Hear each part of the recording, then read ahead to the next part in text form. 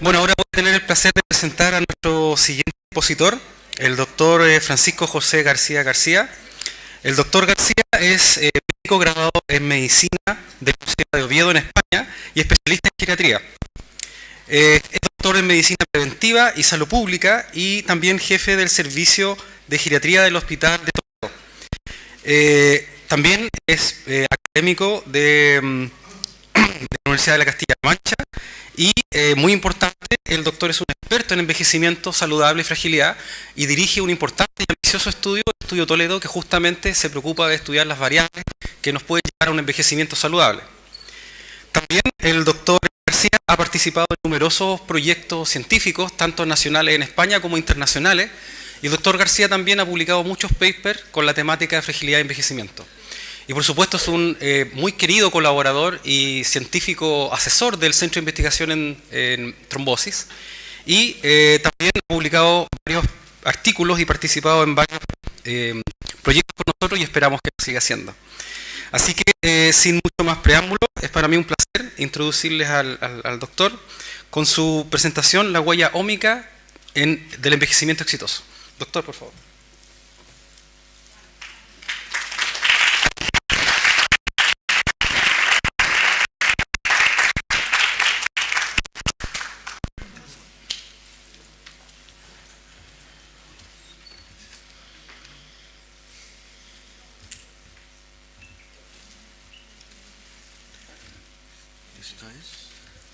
Esto es el puntero. Sí.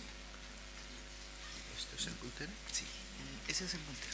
Este es el puntero. Sí. A ver, espérate. Parece que está apagado. Ahora. Puntero y con ese pasa la Vale, perfecto. Bueno, buenos días a todos y a todas.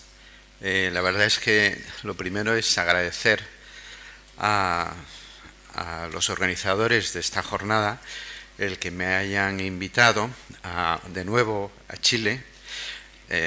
La verdad es que mantenemos una muy buena amistad con el Centro de Trombosis y la verdad es que me permite conocer un poquito más de este maravilloso país que poco a poco voy conociéndolo un poquito más. Y sin más, yo creo que podemos comenzar y vamos a presentar un proyecto que tenemos muy avanzado porque está basado en el Estudio Toledo de Envejecimiento Saludable y, digamos, es el resultado de 20 años de trabajo donde acaba el Estudio Toledo de Envejecimiento Saludable y a continuación este es el consorcio que hemos hecho para el nuevo proyecto en el que hay grupos de investigación de transcriptómica, del grupo de Ander Mateu, de metabolómica y lipidómica, el grupo de Reinar Pamplona, que nos van a hacer las ómicas del estudio, el grupo del doctor Rodríguez Mañas, que es el director del CIBER de Envejecimiento y Fragilidad de España, y nosotros que somos, digamos, el grupo coordinador del proyecto. Antes de presentar un poco a grandes rasgos el estudio, tenemos que hablar un poquito de envejecimiento, muy escaso porque ya habló el decano de la Facultad de Ciencias de la Salud de Talca, con datos muy interesantes sobre realmente lo que nos espera, ¿no? Realmente en España, hoy España es uno de los países más envejecidos del mundo y se espera que en el 2040-2050 pues probablemente seamos el segundo país, si todo sigue igual, la foto fija como hasta ahora, el segundo país del mundo más envejecido. En los últimos 20 años, yo que soy clínico geriatra, hemos observado o hemos podido ver que realmente los hospitales se han llenado de personas mayores. Hoy por hoy prácticamente el 65-70% de las urgencias que tenemos son personas por encima de 75 años y realmente muchas de estas personas están con una situación de deterioro funcional muy avanzado.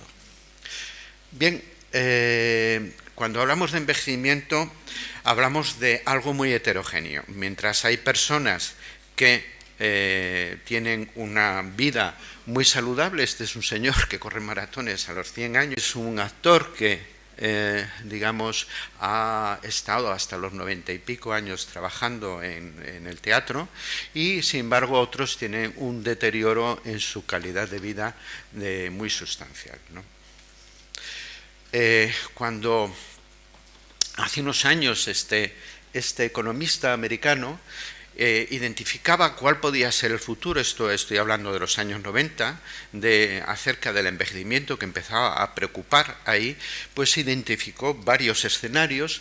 Uno de ellos es que íbamos a vivir más, pero a costa de tener más tiempo en mala salud. Viviríamos más, pero digamos, con el mismo tiempo en mala salud que en los años 90, o bien podría darse un fenómeno que es de compresión de la morbilidad, que nosotros más o menos viviríamos algo más, pero principalmente esos años que vivimos de más iban a ser años en buena salud. Bien, en el 15 años más tarde hemos visto que realmente, son datos de la Unión Europea, mientras hay esto es la esperanza de vida a partir de los 65 años, los años de vida que como promedio espera una persona. Esta es la esperanza de vida en salud, y hemos visto que hay países que han hecho un fenómeno de compresión de la morbilidad, principalmente los países del norte de Europa. Estos son los noruegos, creo que aquí está Suecia, aquí está Dinamarca, y sin embargo otros países realmente avanzados como Francia, pues han tenido el fenómeno contrario. Viven más, pero a costa de tener años en mala salud. España está aquí, más o menos similar a Francia. Bien, ¿qué es lo que pasa? Que cuando realmente la población como promedio, la esperanza de vida se incrementa por encima de los 80 años y especialmente por encima de los 85, pues hay una serie de factores, de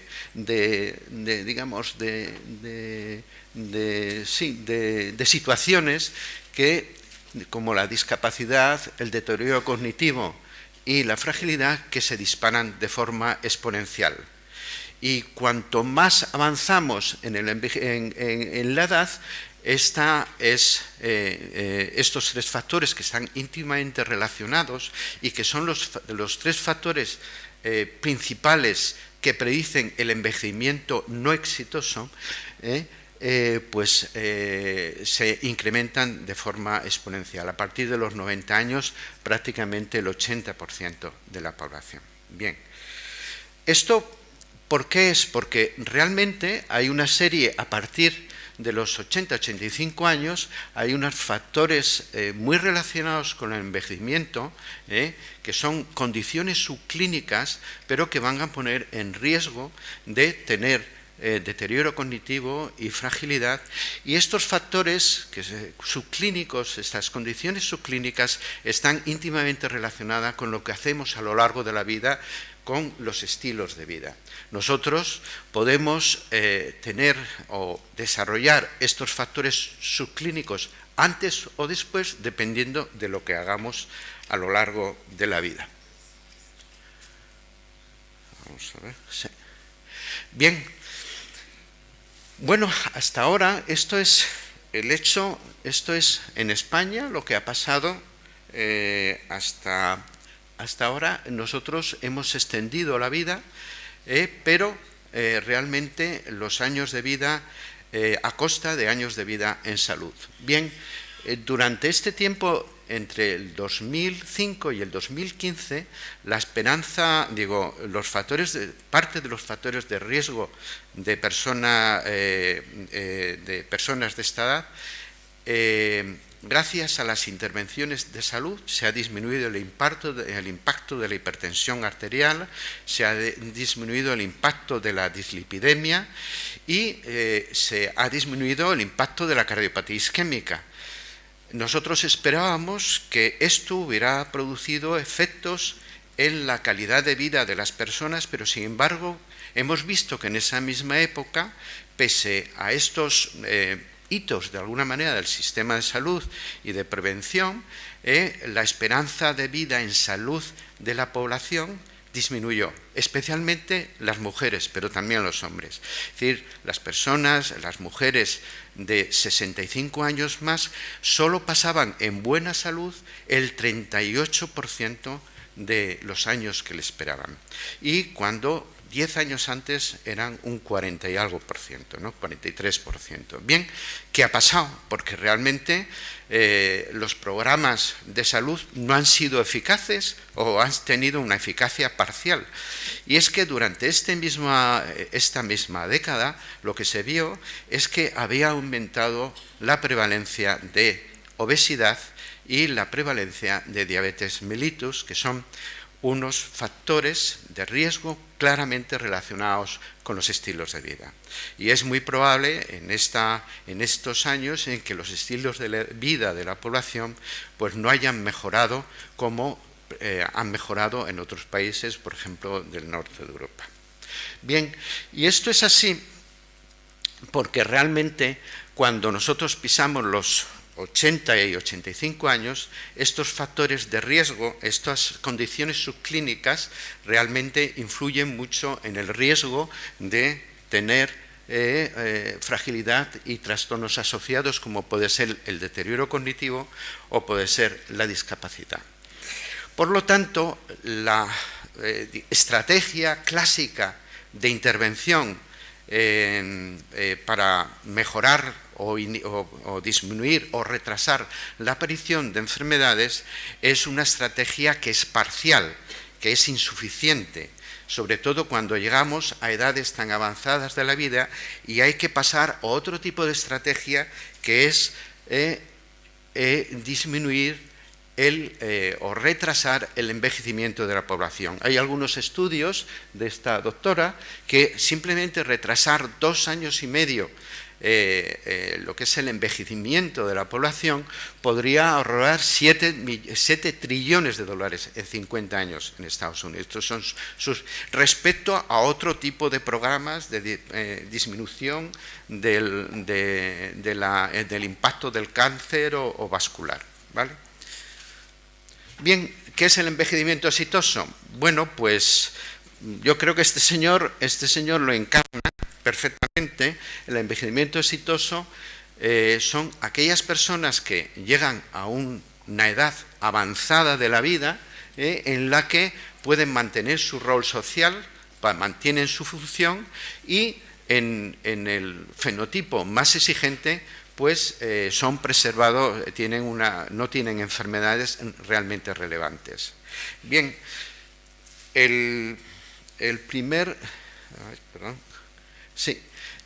este envejecimiento es un constructo individual. Nosotros, entre el 75 y el 80% de la variabilidad de cómo llegamos funcionalmente a edades avanzadas de la vida depende de nosotros y de nuestro espacio social circundante. Es decir, que el envejecimiento exitoso es un constructo propio, personal, en el que desde tierna infancia podemos comenzar a construir. De ahí la importancia de la familia, la educación, etc. Y está muy relacionado con los estilos de vida que desarrollamos, los positivos y, por supuesto, los negativos, hábitos tóxicos, etc. Bien, ¿qué fenotipos hay de envejecimiento exitoso? Bueno, pues el primer fenotipo de envejecimiento exitoso que se ha estudiado es el de centenarios, claro, aquellas personas que llegan a 100 años o más. Realmente este es el fenotipo de envejecimiento exitoso más escaso, porque prácticamente 4 de cada 10.000 españoles llegarán a tener 100 años o más. Pero fueron los primeros estudios que se desarrollaron para identificar qué factores podrían influir en llegar a los 100 años o más. había claramente una agregación familiar y se pensó que podían ser factores genéticos, pero digamos hasta el momento prácticamente solamente 2 genes de forma consistente se han relacionado con el envejecimiento exitoso, que es el gen FOXO y el gen que regula la ApoE, que antes se ha hablado aquí. Pero yendo un pasito más y sobre todo cambiando el foco del análisis, se vio que con análisis bayesianos ya se identificaron pues 281 SNPs en 130 genes que estaban principalmente relacionados con la preservación de enfermedades relevantes en la vejez, como puede ser la demencia, como puede ser pues la insuficiencia cardíaca, las cardiopatías, la enfermedad pulmonar obstructiva crónica, etcétera. Bien. Este es un estudio muy interesante de centenarios y supercentenarios en donde se ve que realmente aquellas personas centenarias, estas son las personas que desarrollan una enfermedad importante antes de los 80, estas son personas que desarrollan una enfermedad importante entre los 80 y los 100 y estos son los que la realizan a partir de los 100. Y vemos que realmente, generalmente los centenarios tienen preservados la aparición de enfermedades fundamentales. Son personas principalmente sanas, ¿vale? Además que funcionalmente están en buena situación. Esta es Sarah Naus, que es digamos la segunda que llegó hasta los 2019, hasta los 119 años, y esta es una foto de Sara, de la señora, a los 100 años, que parece, vamos, una señora, pues un auténtico pimpollo, la verdad. Funcionalmente está estupenda.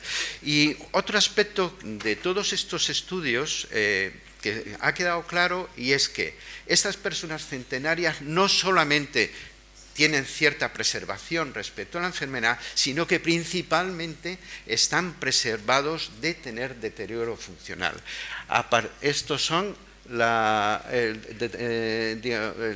evaluación funcional con el índice de Bartel y este es un test cognitivo.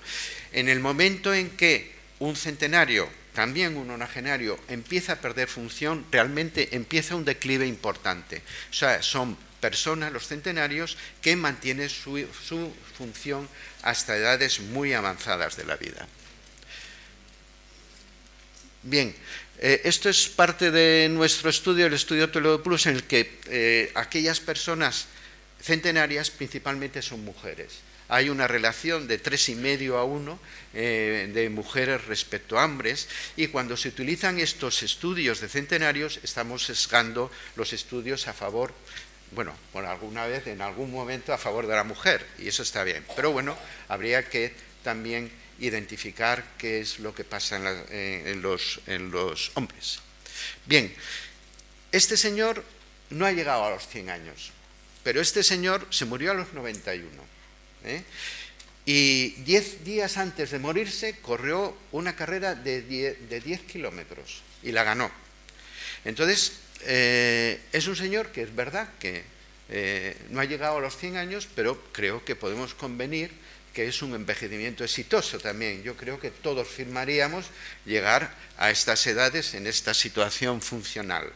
Bien, este es el envejecimiento exitoso en el que se preserva la función y principalmente también se preserva la enfermedad. Este señor no reconocía que tuviera enfermedades fundamentales.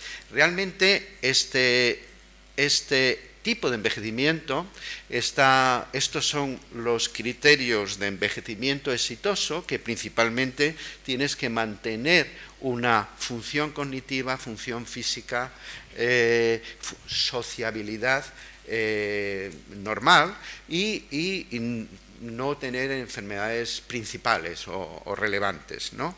Bien, así. Este tipo de envejecimiento realmente también es muy escaso. Aquí es alrededor del 2% de las personas mayores de 65 años y fijaos o fíjense cómo a partir de entre 65 y 74 solo el 15-16% de la población podría considerarse en este tipo de envejecimiento o fenotipo de envejecimiento. Bien, estos son datos del estudio Toledo, en que más o menos son datos muy similares a los que hemos mostrado del estudio anterior, y las mayores limitaciones son principalmente respecto a la actividad física y el no tener una enfermedad fundamental, ¿vale? Esta es mi madre. A los 85 años, la foto de la derecha, una señora estupenda, pero tenía cardiopatía isquémica.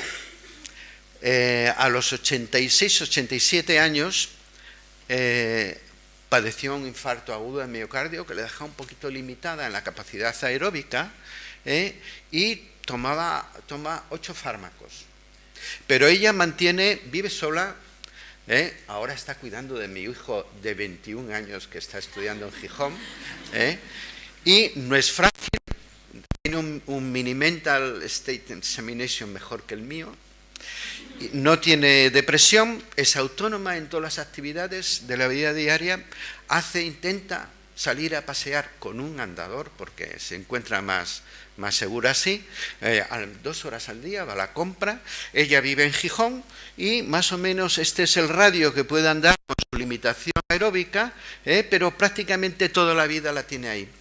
Y socialmente está activa, pues yo considero que con 80... Ahora esta foto de arriba es con 89 años, va a cumplir 90 en septiembre, y la verdad es que parece una motomami de esta de Rosalía, y realmente yo creo que se puede considerar que es un envejecimiento exitoso. Yo firmaría llegar a esta edad, yo probablemente no llegaré a esta edad, y firmaría llegar a esta edad, ¿no? Entonces esto es lo que llamamos un envejecimiento exitoso usual, que uno puede llegar en unas condiciones funcionales muy buenas, pero con la presencia de limitaciones por enfermedad.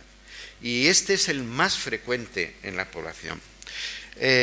Nosotros identificamos para el proyecto que vamos a realizar una escala de envejecimiento exitoso que principalmente domina lo que es la actividad funcional y vamos, tanto instrumentales como el desempeño físico, pero también hemos incluido otros ítems relacionados con lo que es los aspectos sociales, la ausencia de depresión, porque creemos que eso es un factor claramente limitante, y aquí veis cómo se distribuye esta escala. Por encima de 24 o más consideramos que es envejecimiento exitoso. Ahí veis cómo se distribuye muy corrido hacia la derecha, pero cuando identificamos personas que llegan a su esperanza de vida, quiere decir, en mujeres en España 85 años y en hombres en España son 81 años, vemos que son estos de aquí, vemos que esta distribución se corta, y realmente a partir de estas edades realmente hay una disminución muy llamativa de la prevalencia de envejecimiento exitoso usual. Aquí veis, sin embargo, a los 65-69 años, pues prácticamente el 80% de la población pues tiene un envejecimiento exitoso usual, como es lo que vemos habitualmente en la población. Y veis cómo va disminuyendo a lo largo hasta los... Esto es una selección. Los centenarios están seleccionados, y generalmente están seleccionados aquellos que están funcionalmente mejor, son los que aceptan, ¿no? Bien, y por contra a los centenarios, el envejecimiento usual, la prevalencia es menor en la mujer que en el hombre, la mitad de menor, porque la mujer vive más, pero pasa más tiempo en discapacidad. Bien, los distintos fenotipos son una especie de muñecas rusas en las que de alguna manera estos son los centenarios, que es el más escaso. Este es el fenotipo de ROBOICAN, que es entre el 2 y el 3-4% de la población, y que incluye este, y que realmente son los que principalmente van a nutrir los centenarios del futuro, porque son los que están preservados de enfermedad, y este es el envejecimiento usual, que es alrededor del 10% en las personas mayores de 85 años. Son dos dimensiones las que evaluamos en el envejecimiento. Una es la longevidad, y otro es la función, que es el usual, y el envejecimiento más exitoso de ROBOICAN, digamos más exigente, participa de los dos, porque funcionalmente están muy bien, pero que son principalmente aquellas personas que van a nutrir esta cohorte de longevos por encima de 100 años. ¿Vale? Bien, este es el proyecto que vamos a presentar unas pinceladas aquí. Es un proyecto coordinado, en la que el objetivo principal es identificar la firma ómica, lipidómica, metabolómica, transcriptómica y micrómica de envejecimiento exitoso y no exitoso, y determinar un set de marcadores multiómicos predictores de envejecimiento exitoso y no exitoso, y que pudiera ser utilizable en programas individualizados de salud pública. Bien, lo que intentamos identificar es si a lo largo de la vida este envejecimiento exitoso tiene una manifestación ómica propia y que pueda ser identificable a todos los años de la vida, evidentemente a partir de los 20, 30 años, que puede ser lo más interesante, ¿verdad? Bien, algunos hallazgos o algunas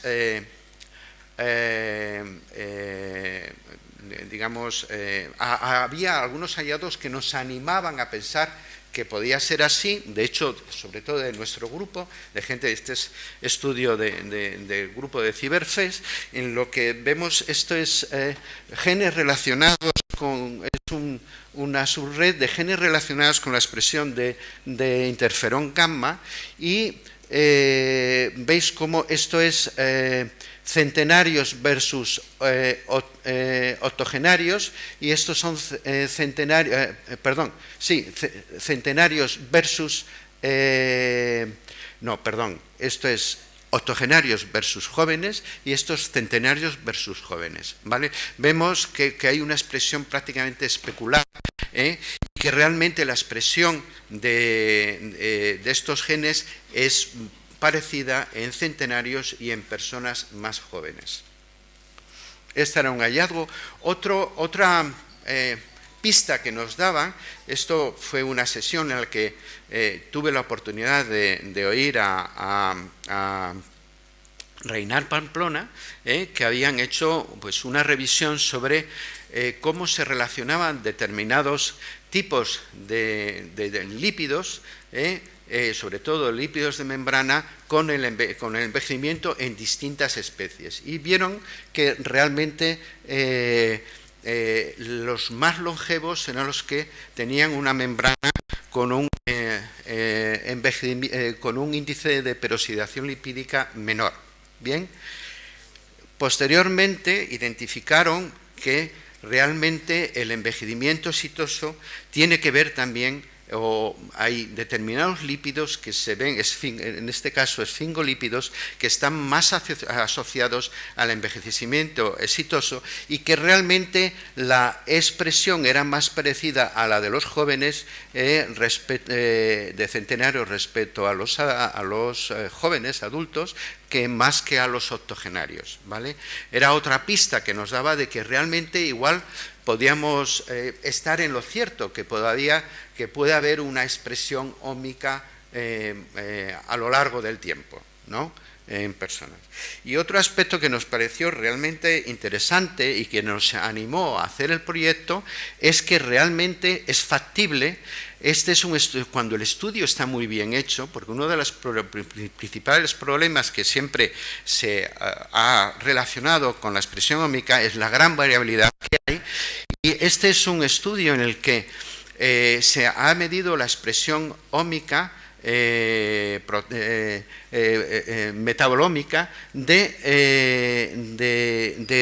dos tipos de ejercicio: el que hace actividad física aeróbica y el de resistencia. Y es un estudio aleatorio, crossover, que cambian, ambos grupos hacen el mismo ejercicio, y realmente lo que han identificado este grupo de investigación es que cada ejercicio tiene una expresión ómica, y tiene una expresión ómica diferenciada.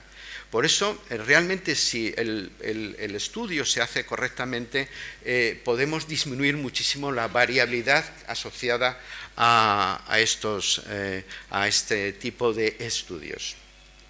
Bien, la verdad es que nos daba bastante vértigo, porque los retos eran importantes, y realmente, sobre todo, la gran variabilidad de expresión ómica que nos preocupaba bastante. De hecho, se retrasó bastante este estudio porque había reticencias respecto a dar muestras que son importantes para, de alguna manera, hacer este tipo de estudios que después no salieran a... Bueno, era uno de los...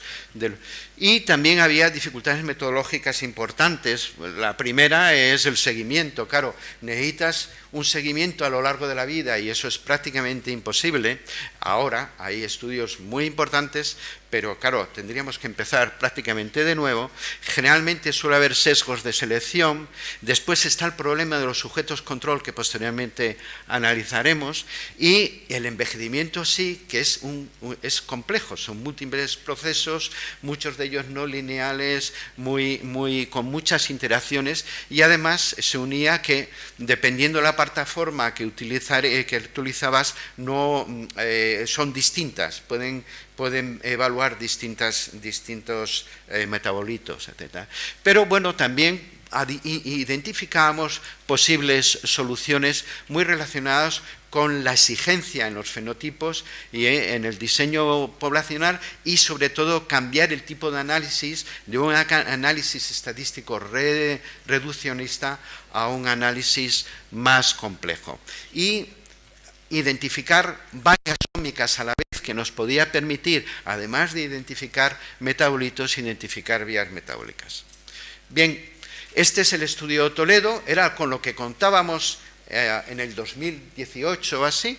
Es un estudio poblacional que habíamos hecho 3 cortes, que habíamos incrementado por la población de mayor de 90 años y centenarias, porque prácticamente seleccionados aleatoriamente pues no daban población suficiente, y entonces sobrerepresentamos los nonagenarios. Y esta es la distribución de la cohorte de mayores de 65 y de la cohorte de el ETES Plus o Toledo Study Plus, que es una sobrerepresentación, y también identificamos, incluimos en el estudio a 44 hijos de centenarios. Bien, bueno, pero no nos quedamos cortos, porque no teníamos perspectiva vital del qué pasa en poblaciones más jóvenes, ¿no?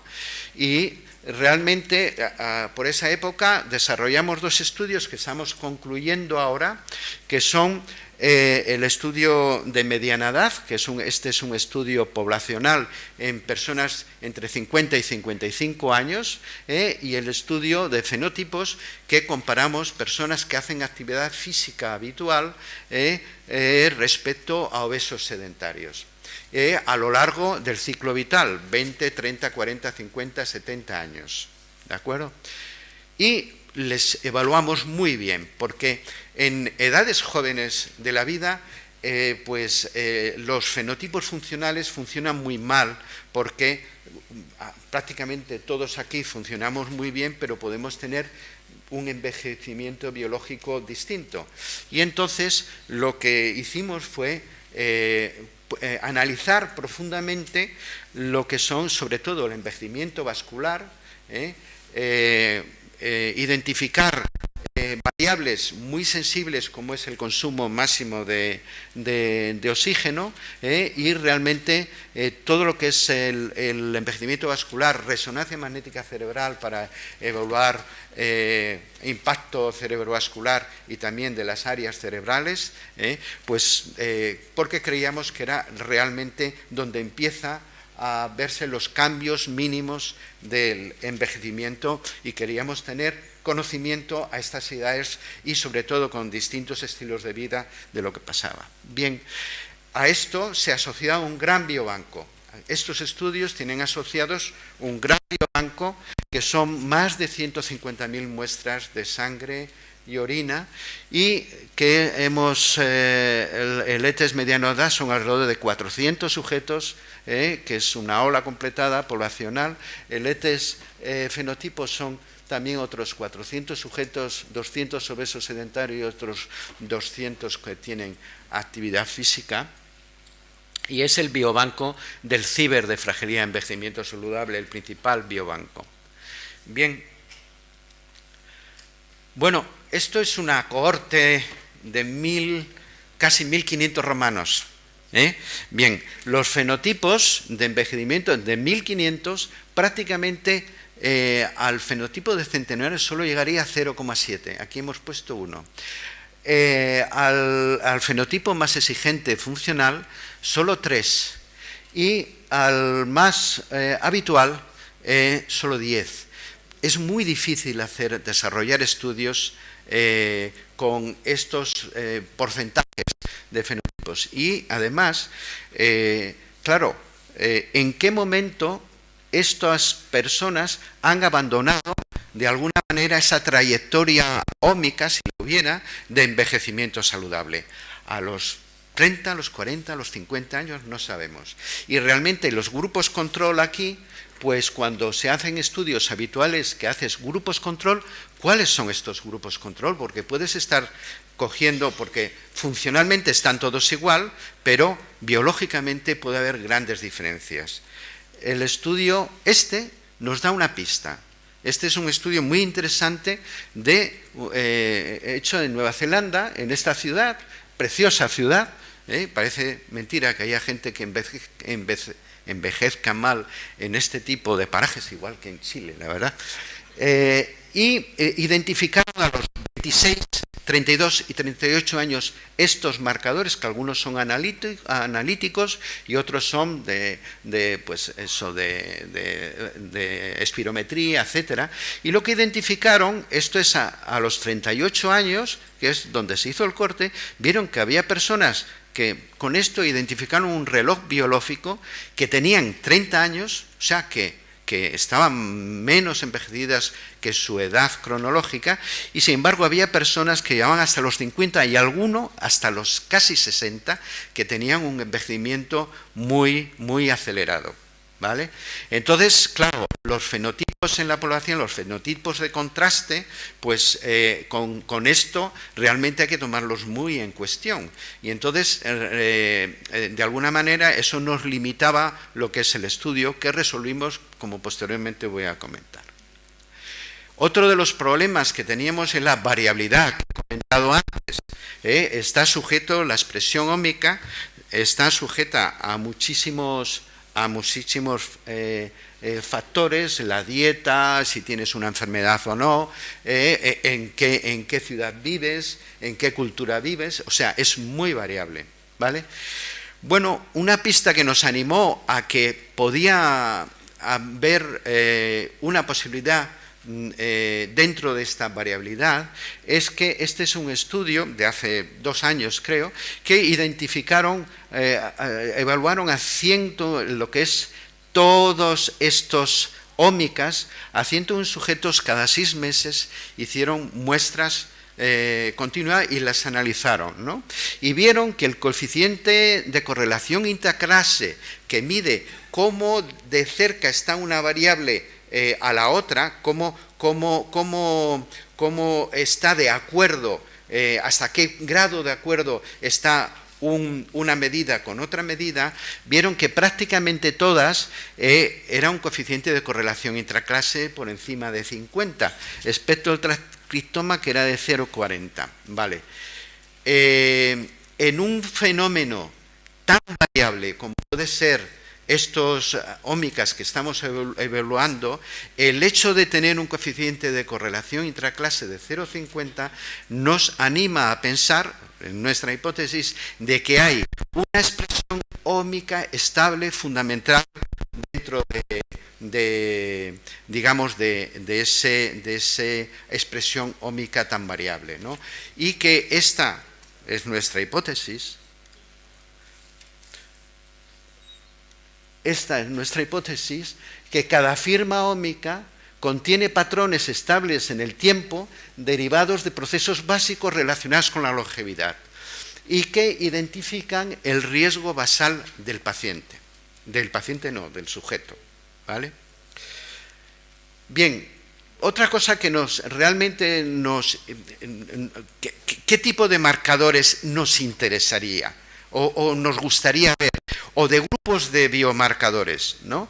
Pues nos gustaría que discriminara bien entre fenotipos de envejecimiento saludable y no saludable, que fuera estable a lo largo del ciclo vital, que es un estimador de buena salud, porque nos interesa dar un fenotipo positivo, y que tuviera, a poder ser, relacionado con los estilos de vida, que son los que realmente cambian marcan la ruta del envejecimiento saludable. Esto es un estudio, me gustaría que fuera en plasma, pero no es en plasma, es proteómica en músculo, y sí que vieron que había esto es a favor de envejecimiento saludable, digamos, a favor de envejecimiento no saludable en discapacidad, y sí que vieron algún tipo de biomarcador, por ejemplo el NDA, que es coenzima relacionado con cadenas respiratorias y otros procesos metabólicos, que realmente era igual en jóvenes y en personas que hacen actividad física mayores, que se diferenciaba también de aquellas personas que no hacían actividad física en mayores, y que claramente se discriminaba también a aquellas personas que estaban discapacitadas. Bien, esto, bueno, pues si realmente esto sucede en plasma, era un poco el ejemplo de biomarcadores o de grupos de biomarcadores que estamos buscando. ¿Cuáles son los que en qué concretamos principalmente? Pues principalmente concretamos en que íbamos a evaluar transcriptómica, micrómica, y también metabolómica y lipidómica. Vale, la lipidómica está dentro de la metabolómica, casi es el 70%, ¿no? Bien, ¿por qué? ¿Por qué? Bueno, pues principalmente porque queremos medirlo en plasma. ¿Por qué? Porque queremos que sirva para una técnica que no requiera grandes problemas de extracción y que pueda ser extraída en un centro de salud. Vale, que fueran biomarcadores que pudieran ser sensibles al cambio, porque queremos ver si realmente intervenciones sobre la salud podrían cambiar esa expresión, y probablemente estos serían los que la genómica, sensibilidad al cambio, realmente nos darían probabilidades preprueba, pero sensibilidad al cambio no nos daría, y que tuviera una expresión y que pudiera recoger la expresión de múltiples sistemas. Y estos en los que nos hemos centrado, ¿vale? Ya estamos acabando, ¿Qué es lo que vamos a ver? El estudio está contemplado en 3 fases. En la primera fase, lo que vamos a hacer es ir a los centros de salud de nuestro sistema de salud que tienen recogidos la función de las personas mayores, e ir específicamente a recolectar 560 pacientes, que son los que nosotros tenemos en el biobanco unos 400 sujetos que pudieran cumplir los criterios de envejecimiento saludable, pero necesitamos otros 500 más para hacer, porque los análisis son complejos, y realmente necesitamos una N al menos de 900 sujetos. Y el envejecimiento no exitoso alrededor de 500. Esta es la primera fase. La idea es hacer un set de cribado que se pueda utilizar en los centros de salud y después un set evaluativo que podría servir para ir vigilando el camino ómico de esta persona. Una de las fases que más quebraderos de cabeza nos ha dado es la segunda fase, y como no teníamos fenotipos con los que comparar de forma viables, lo que hicimos fue identificar una serie de hipótesis que debieran cumplir si realmente lo que decimos o lo que el set de biomarcadores que identificamos sería un set que estable a lo largo de la vida, etcétera, etcétera. Bien, pues si realmente es así, este conjunto de biomarcadores debería de identificar perfectamente sujetos más jóvenes, de entre 65 y 80 años, que tenemos 1.435 sujetos del estudio Toledo, en los que se pudieran identificar el fenotipo de Rowe y Kahn, que es el más exitoso. Recordad que era el 17% de la población. Bien, les exigimos una validez convergente, es decir, si realmente estamos identificando personas con un envejecimiento exitoso, esto se tiene que correlacionar con el desempeño físico, el desempeño cognitivo y el desempeño social, además de que aquellas personas tendrían un envejecimiento vascular en edades jóvenes de la vida, a los 50, 40, 50 años, estarían preservados aquellos que tienen estos biomarcadores, y debería de discriminar entre estilos de vida saludables. En este sentido hemos escogido el sedentarismo y la actividad física. Bien. Aquí veis los sujetos que ya están en el biobanco, son 1.500 sujetos, los mismos que estos, y después los 400 de LETES mediana edad y los 400 de LETES de fenotipos, y también estaría sujeto a una validación predictiva. Si realmente identificamos aquellas personas que biológicamente tienen un envejecimiento saludable, pues deberían de estar preservadas de los eventos de salud más importantes de personas, como es la mortalidad, la hospitalización, el riesgo de discapacidad y de fragilidad, ¿vale? Y, por fin, al final, si todo esto está bien, al final lo que haremos es una validación clínica en personas de 55 a 65 años y comparemos la prevalencia del envejecimiento exitoso según el fenotipo más exigente respecto a la prevalencia de envejecimiento exitoso relacionado, digamos, con la expresión ómica. Y lo dejamos, la validación es cohortes externas o otros países para cuando realmente esto requiere una validación desde luego bastante amplia, porque las poblaciones varían mucho, ¿no? Y finalmente,